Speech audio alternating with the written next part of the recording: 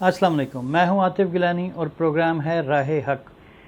इस प्रोग्राम में हम कुरान का तर्जुमा पढ़ते हैं अपनी ज़बान में, उर्दू ज़बान में, ताकि हम समझ सकें कि हमारा रब हमें क्या कह रहा है। सूरह बकरा हम पढ़ रहे थे और इसकी 270 नंबर आयत हमने आज पढ़नी है। शुरू करते हैं। आऊज़ु बिल्लाहि मिनश शैतानिर रजीम, बिस्मिल्लाहिर रहमानिर रहीम। और जो तुम खर्च करोगे कोई खैरात या तुम कोई नज़र मानोगे तो बेशक अल्लाह उसे जानता है और ज़ालिमों के लिए कोई मददगार नहीं। ये 270 नंबर आयत है। इसके अंदर जो सियाको सबाक है वो खर्च करने का ही चल रहा था और ख़र्च से मुतालिक, माल से मुतालिक, माल को देना और किस तरह देना, किसको देना, ये सारे मामला चल रहे थे जो अभी कंटिन्यू हुआ है।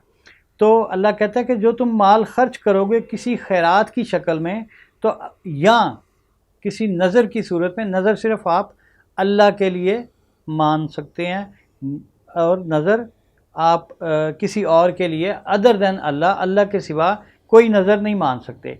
तो अगर कोई तुम खैरात करो या कोई नज़र मानो तो बेशक अल्लाह उसे जानता है और ज़ालिमों के लिए कोई मददगार नहीं। तो जो अल्लाह के मामलात में, अल्लाह के इन अहकामात के ख़िलाफ़ चलता है तो वो ज़ालिम है और उसका कोई मददगार नहीं। पीछे बात ऐसे चल रही थी कि अगर कोई तुम माल खर्च करो तो माल खर्च करके जितलाओ नहीं, अगले को तकलीफ़ नहीं दो, अगले को ताने नहीं दो, तो ये तुम्हारा माल ज़ाया करने वाली बात है। अल्लाह ऐसे लोगों को ज़ालिम कह रहा है। तो अल्लाह कह रहा है कि अगर तुम कुछ खर्च करो खैरात या कोई नज़र मानो तो तुम अल्लाह से ही रिवार्ड चाहो। अगर तुम उसको जितला दोगे तो तुम ज़ालिम हो जाओगे और ज़ालिमों से, या फिर तुम अल्लाह के अलावा किसी के लिए नज़र मानोगे तो तुम ज़ालिमों में से हो जाओगे। और अगर तुम खैरात इलानिया दो तो ये अच्छी बात है, और अगर तुम इसको छुपाओ और तंगदस्तों को पहुंचाओ तो वो तुम्हारे लिए ज़्यादा बेहतर है। अगर आप दोनों सूरतों में अगर आप खैरात करते हैं, अल्लाह की राह में माल खर्च करते हैं, तो आप उसको इलानिया करते हैं तो भी ठीक है, इलानिया, लेकिन नीयत ये होनी चाहिए कि आप लोगों को मोटिवेट कर रहे हैं कि यार तुम भी दो, तुम भी अल्लाह की राह में खर्च करो। एक दूसरे से बढ़ जाने की नीयत और मुकाबला शुरू हो जाए तो ये बड़ी अच्छी बात है। नेकियों में दिखावे के तौर पे नहीं, अल्लाह की नज़र में बढ़ जाने के लिए अगर कोई दौड़ शुरू होती है तो ये अच्छी बात है। तो अल्लाह कह रहा है कि अगर तुम ज़ाहिरी कोई तुम्हारी ऐसी नीयत है कि इलानिया देना, तुमने बेहतर जाना है लोगों की मोटिवेशन के लिए या किसी और कोई भी अच्छे मकासद के लिए, तो वो तुम्हारे लिए अच्छी बात है। और अगर तुम छुपाओ, इस खैरात देने को किसी को छुपाओ और तंगदस्तों तक पहुंचा दो तो ये तुम्हारे लिए बेहतर है। कई दफ़ा ऐसी सूरत हो जाती है कि बंदा जो खैरात देता है वो एलानिया दे तो वो उसका दिखावा बन जाता है, और जिसको खैरात देता है वो बेचारा बेला वजह शर्मिंदा सा हो जाता है कि वो इस लेवल पे आया हुआ है कि खैरात ले ले। तो ये अगर कोई इसका अगर अच्छा मकसद नहीं निकलता तो छुपा लेना बेहतर है, ताकि ना दिखावा हो और ना किसी को शर्मिंदगी हो। तो तंगदस्तों तक पहुंचा दो और वो दूर करेगा तुम्हारे कुछ गुनाह। तो इस सूरत में अगर तुम अल्लाह की राह में कुछ खर्च करो तो अल्लाह तुम्हारे कुछ गुनाह दूर कर देगा। ऐसे नहीं है कि अगर आप अल्लाह की राह में कुछ खर्च करते हैं तो आपके सारे गुनाह धुल गए। हाँ, कुछ गुनाह अल्लाह धो देगा। ये कई लोग आपको कहते हैं कि जी आप फ़लानी जगह पे इतना खर्च करें, फ़लानी जगह पे इतना खर्च करें, मखसूस जगहों पर, क्योंकि उनके अपने कोई मकासद होते हैं, तो अल्लाह तुम्हारे अगले पिछले सारे गुनाह माफ़ कर देगा। ऐसा कुछ नहीं है, ऐसा कुछ नहीं है। कुरान बड़ा क्लियर कट कह रहा है कि अगर तुम अल्लाह की राह में कुछ खर्च करोगे तो उस सूरत में तुम्हारे कुछ गुनाह मिटा दिए जाएंगे, सारे नहीं। और एक ढेर, ये नहीं हो सकता कि आप थोड़ा सा माल खर्च करें अपनी हैसियत के मुताबिक, आपकी हैसियत ज़्यादा थी, आपने थोड़ा सा खर्च किया और आप कहें कि आपके पहाड़ों के पहाड़ गुनाह धुल जाएं। ऐसे नहीं होता। ये इसको एक इत्दाल में रह के आप सोच सकते हैं। तो अगर तुम ऐसे खर्च करोगे अल्लाह की राह में तो कुछ गुनाह धो देगा अल्लाह, तुम्हारे कुछ गुनाह माफ़ कर देगा, और जो कुछ तुम करते हो अल्लाह इससे बाखबर है।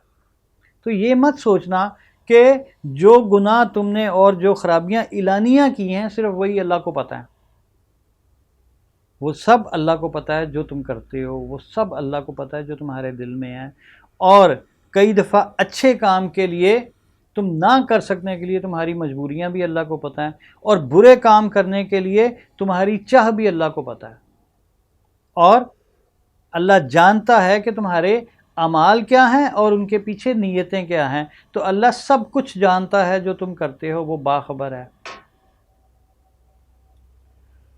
ان کی ہدایت آپ کے ذمہ نہیں۔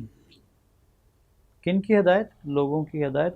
ان کی ہدایت آپ کے ذمہ نہیں، لیکن اللہ جسے چاہتا ہے ہدایت دیتا ہے، اور تم مال خرچ کرو گے تو اپنے ہی واسطے، اور خرچ نہ کرو گے تو اللہ کی رضا حاصل کرنے کے لیے، تو جو تم جو مال خرچ کرو گے پورا ملے گا، پورا تمہیں اس کا ریٹرن ملے گا، اور تم پر کوئی زیادتی نہ کی جائے گی۔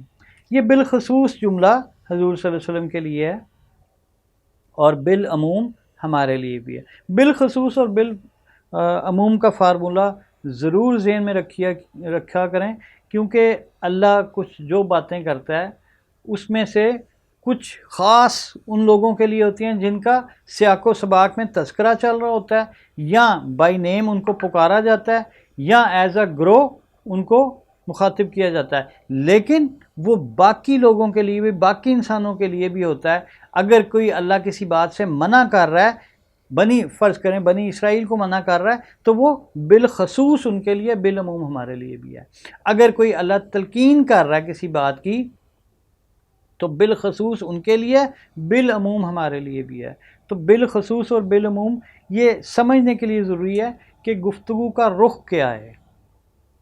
تو اللہ کہتا ہے اس میں، ان کی ہدایت، لوگوں کی ہدایت آپ کے ذمہ نہیں، لیکن اللہ جسے چاہتا ہے ہدایت دیتا ہے۔ تو یہ کام اللہ کا ہے کہ اللہ جس کو چاہتا ہے ہدایت دیتا ہے۔ آپ ان کی ہدایت کے لیے کچھ نہیں کر سکتے، سوائے ان کو آپ تعلیم دیں، ان تک میسج پہنچائیں، ان پہ محنت کریں، دیٹس اٹ۔ اس کے علاوہ کوئی کسی کو ہدایت نہیں دے سکتا۔ ہدایت خاص اللہ کی طرف سے ہے، اور یہ اللہ کا ڈیسیژن ہے، اللہ کی مرضی ہے کہ کس کو ہدایت آئے گی اور کس کو نہیں۔ اور اس ڈیسیژن میں جو بندہ خود ہوتا ہے، اصل انسان، اللہ نے انسان کو فری ول کے ساتھ پیدا کیا ہے، تو اصل میں وہ اللہ انسان کے وہ اعمال دیکھتا ہے، اس کا رجوع کرنا دیکھتا ہے کہ یہ ہدایت کے قابل ہے کہ نہیں۔ تو جو بندہ، ہمارے لیے انسانی فارمولہ یہ ہے، کیونکہ ہمیں نہیں پتہ مستقبل کیا ہے، اللہ کو پتہ ہے، لیکن ہم اللہ کے علم پہ نہیں چل رہے اس طرح کہ اللہ کا فیوچر، اللہ جو ہمارا فیوچر ہے وہ اللہ کے سامنے ہے، ہم نے اپنا کام کرنا ہے۔ تو انسان اگر اپنی طرف سے اللہ سے دعا مانگتا ہے ہدایت کے لیے، رجوع کرتا ہے، تو اللہ اس کو ہدایت دیتا ہے، لیکن آپ کی طرف سے کوئی اور رجوع نہیں کر سکتا۔ اگر میں کہوں کہ ظاہر کی جگہ بکر رجوع کر لے اور ہدایت ظاہر کو مل جائے، تو ایسا نہیں ہے۔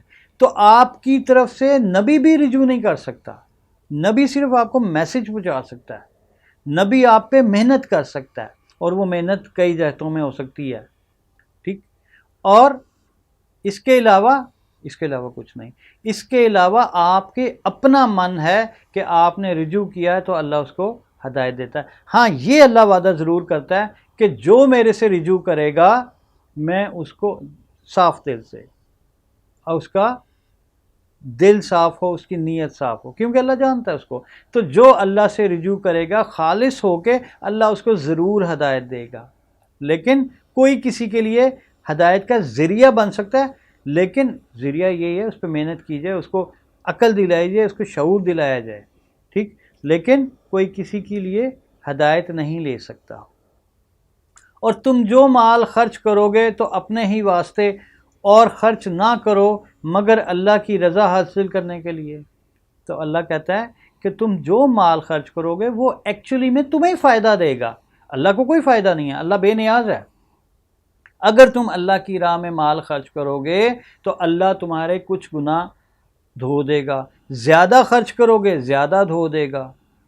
ہو سکتا ہے کہ آپ مال خرچ کر کے اس لیول پہ آ جائیں کہ آپ کے بہت سارے گناہ معاف ہو جائیں اور آپ سکسیس کی طرف، کامیابی کی طرف چلے جائیں۔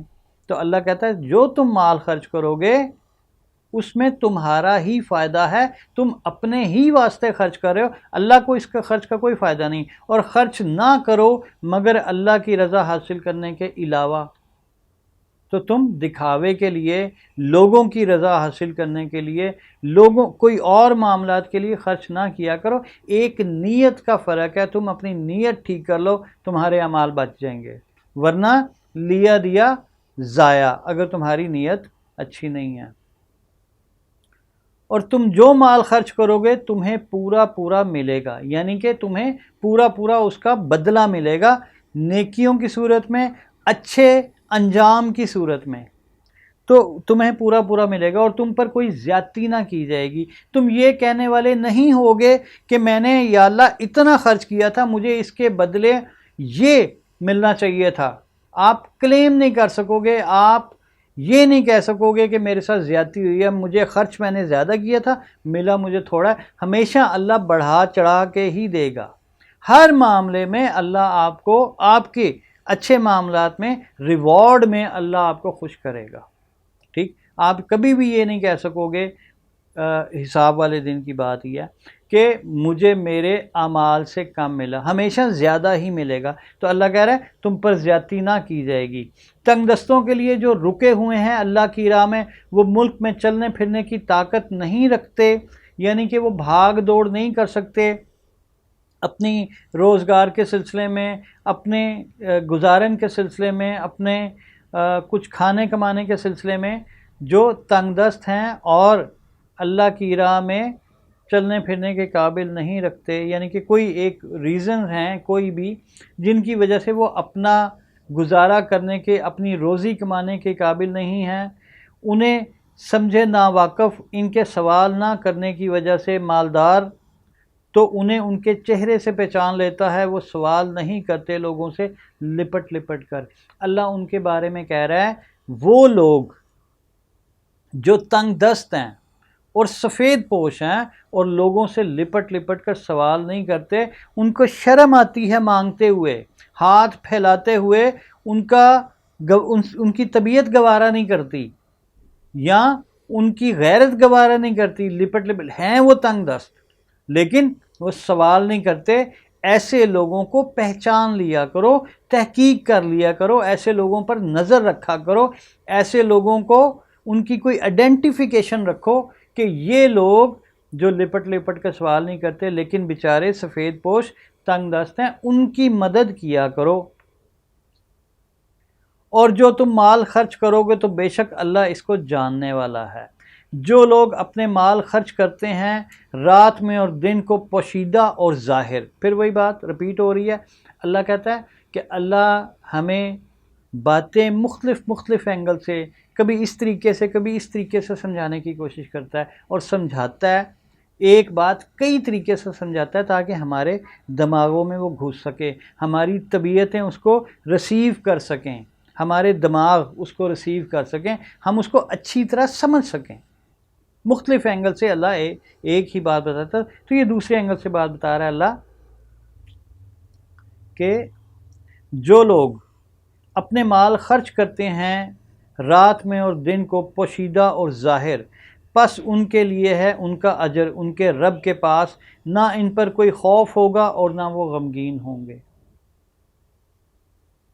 یہ قرض حسنہ ہے اللہ کو، جو آپ مال ناداروں پہ، تنگ دستوں پہ، غریبوں پہ خرچ کرتے ہیں، اس کا ریوارڈ اللہ دے گا۔ یہ اللہ کے کو قرضہ حسنہ ہے۔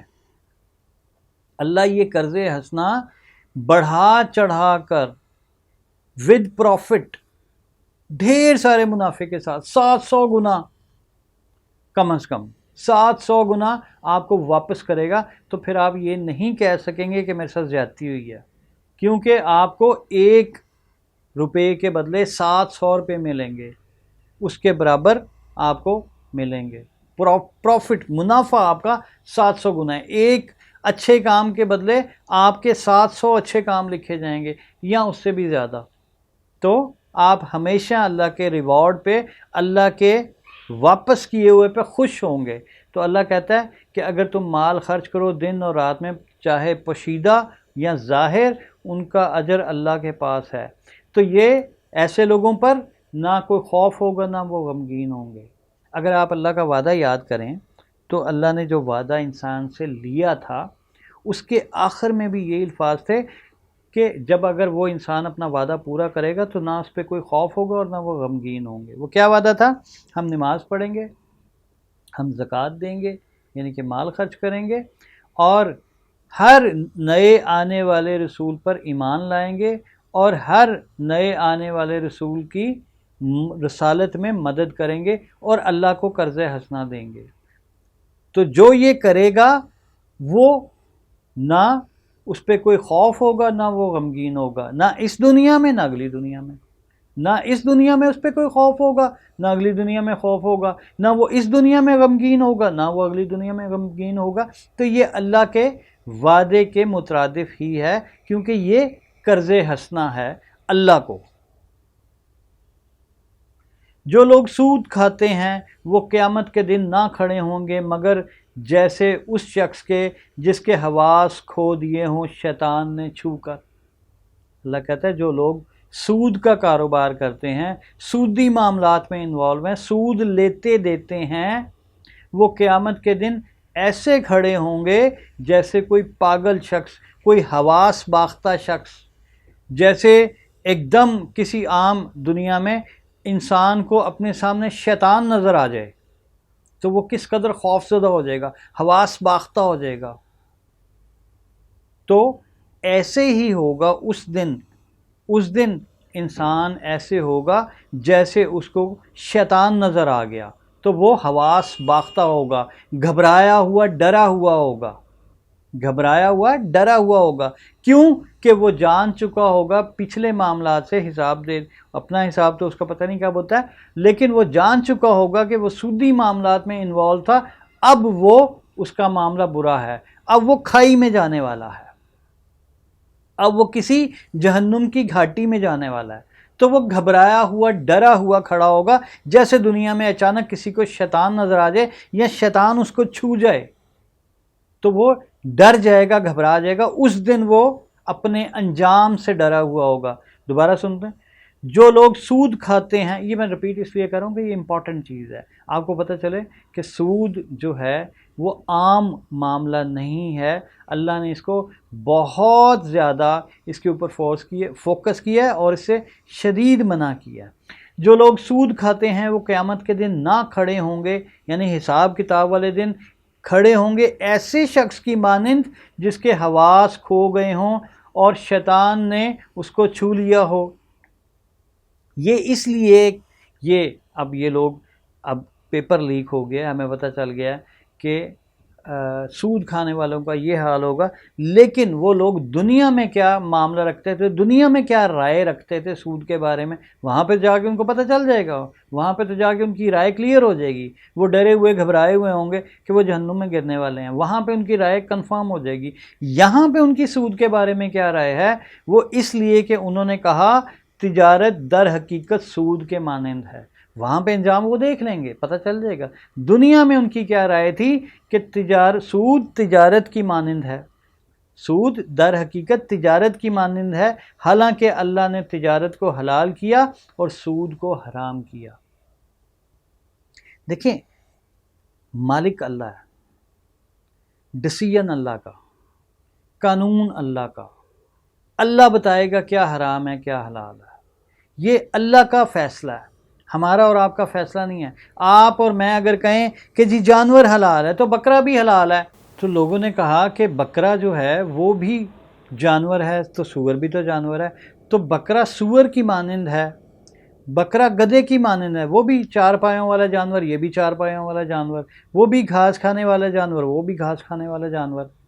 تو اس فارمولے کے تحت اگر ہم مانند پہ چلیں کہ وہ اس کی مانند ہے تو پھر تو بکرا حلال ہے اور سور حرام ہے۔ تو یہ اللہ کا ڈیسیژن ہے، اللہ نے بکرا حلال کیا ہے اور سور حرام کیا ہے۔ اسی طرح اللہ نے تجارت حلال کی ہے اور سود حرام کیا ہے۔ یہ ظاہری شکل ان کی ملتی جلتی شکل دیکھ کے آپ فیصلہ نہیں کر سکتے.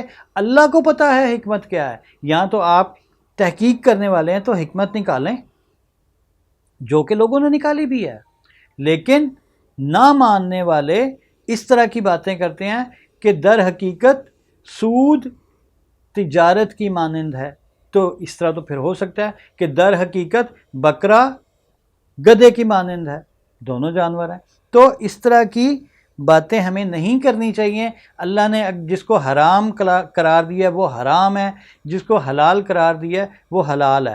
اگر آپ زیادہ تحقیق کرنا چاہتے ہیں تو پھر اس کے اندر آپ حکمت تلاش کریں، حکمت تلاش کریں. اللہ نے کسی جگہ آپ کو تھوڑی سی حکمت بتا بھی دیتے ہیں. اللہ اشارہ بھی کر دیتا ہے، ہوم ورک دے دیتا ہے اللہ کہ یہ بات ایسے ہے، اس کی ابتدائیہ یہ ہے، آگے تلاش کرو. تو اگر ہم نے کچھ نہیں کرنا تو کم از کم، اگر ہم نے تحقیق نہیں کرنی تو کم از کم ہم بغیر تحقیق کے وہیں پہ رہیں جہاں پہ اللہ کہہ رہا ہے کہ جو حلال ہے وہ حلال ہے، جو حرام ہے وہ حرام ہے. بہتر تو یہ ہے کہ تحقیق کریں اور اس میں سے حکمت نکال لیں. تو یہاں پہ اللہ کہہ رہا ہے کہ لوگوں نے کہا، وہ جو کہ لوگ دیوانے سے اور پاگلوں والی حال میں کھڑے ہوں گے قیامت والے دن، روز حساب والے دن، جن کو شیطان نے چھو کر پاگل کر دیا. تو وہ کون لوگ ہوں گے؟ وہ جو کہتے ہیں کہ تجارت در حقیقت سود کی مانند ہے، حالانکہ اللہ نے تجارت کو حلال کیا اور سود کو حرام کیا. پس جس کو نصیحت پہنچی اس کے رب کی طرف سے تو وہ باز آ گیا. جس کو بھی یہ حکم پہنچے اللہ کا، یہ اللہ کی نصیحت پہنچے اور وہ باز آ جائے تو وہ مومن ہے.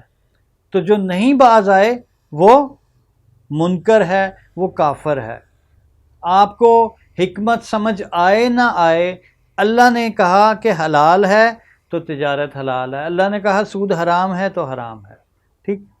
تو جو باز آ گیا، پس جس کو نصیحت پہنچی اس کے رب کی طرف سے، پھر وہ باز آ گیا تو اس کے لیے ہے جو ہو چکا. اس سے پہلے جب آپ کو یہ نصیحت پہنچی، جب آپ کو یہ پتہ چلا کہ سود حرام ہے یا حرام قرار دے دیا گیا، اس وقت کے دور کی بات کریں، یا آج کسی کو پتہ چلا، کسی وجہ سے اس کو آج پتہ چلا کہ یہ سود حرام ہے، یا اس کو پتہ چلا کہ یہ جو میں کر رہا ہوں یہ سود کی شکل ہے، سود کی قسم ہے، تو اللہ کہتا ہے کہ جو ہو چکا، جو تم سود لے چکے وہ خیر ہے، اس کو چھوڑ دو. وہ جو ہو چکا سو ہو چکا، اور اس کا معاملہ اللہ کے سپرد ہے جو ہو چکا.